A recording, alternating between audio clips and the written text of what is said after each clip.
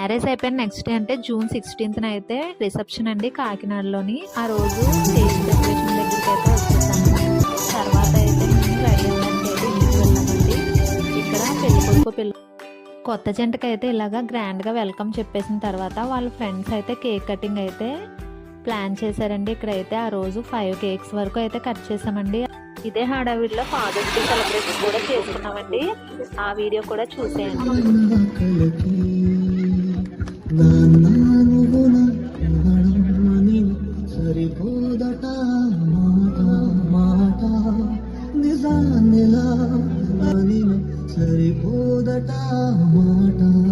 ఆ రోజైతే మా ఓడు వాళ్ళ డాడీని అయితే అస్సలు వదలలేదండి. ఫాదర్స్ డే అనో ఏమో కానీ.